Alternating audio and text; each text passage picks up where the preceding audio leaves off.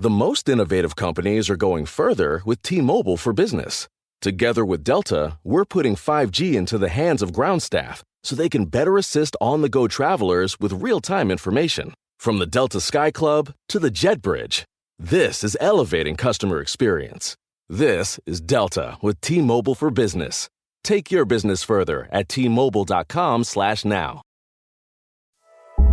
You're listening to a Mint podcast brought to you by HT Smartcast. Good morning, listeners. Welcome to Top of the Morning by Mint, your weekday newscast that brings you 5 major stories from the world of business. It's Thursday, May 30th, 2024. My name is Nelson John. Let's get started. Top of the Morning by Mint.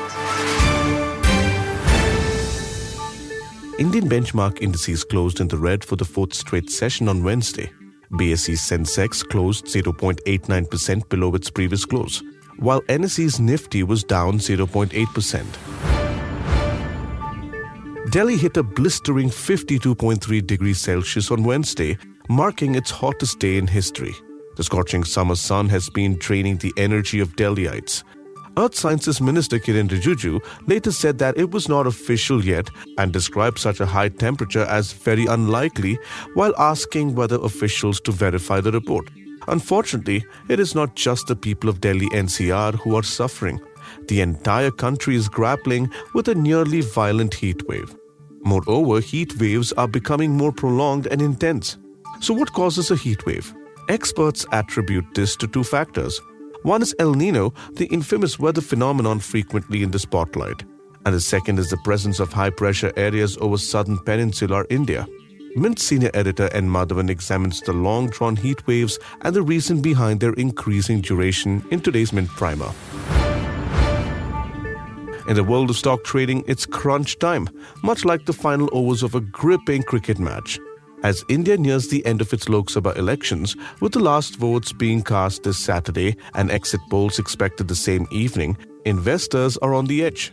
Recently, there's been a notable shift in the stock market, particularly among retail and high-net-worth investors. These individuals, often referred to as the client category by the NSE, have traditionally been savvy, sometimes even outguessing foreign institutional investors, FIIs, in predicting market trends. However, in a striking move, they've significantly scaled back their bullish position on Nifty and Bank Nifty futures. Conversely, foreign investors who were net bearish in mid-May flipped their stance to net bullish by the end of the month. This shift suggests a mix of caution and repositioning as everyone braces for the elections. Mint's market correspondent Ram Sagal spoke to experts who pointed out that the market is playing between a position of optimism and caution. The none of the above Nota option in the Indian elections hasn't quite stirred the political pot as some might have hoped. Despite being around for a decade and touted as a tool for voter dissent, its impact has been minimal. In the last couple of Lok Sabha elections, barely 1% of voters chose Nota. It has gained slightly more traction in places like Bihar and Odisha, particularly in tribal areas, but it's still not causing major ripples. To break it down, in both the 2014 and 2019 elections, the majority of the 543 Lok Sabha seats saw less than 1% voters picking Nota. About a third of the seats saw slightly higher engagement, with 1 to 2% opting for it. But only a very few seats saw it cross the 4% threshold. Interestingly, its popularity dipped in 2019. Mint senior assistant editor Nitin Kiren takes a closer look at the impact of the Nota option on India's elections. The United States is preparing to discuss a preferential trade agreement with India, according to U.S. Ambassador Eric Garcetti. In an interview with Mint's Girish Chandra Prasad, the former mayor of Los Angeles indicated that while Washington isn't exactly eager to sign free trade agreements, it is open to exploring trade opportunities focused on specific products or sectors. This moves align with 2 nations' ambitious goal to double their trade to $500 billion by the end of the decade. Relations between the 2 countries have been improving, highlighted by the resolution of 6 trade disputes last June. Following this, India reduced custom duties on several U.S. goods, including apples and almonds. Last year, Amazon called off its deal to buy MX Player, a video platform owned by Times Internet.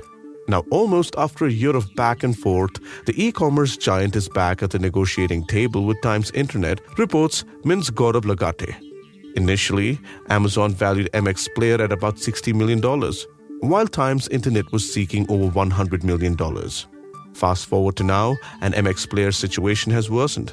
Its valuation has dropped further due to financial struggles, including a substantial debt of about 2,500 crores, roughly $300 million.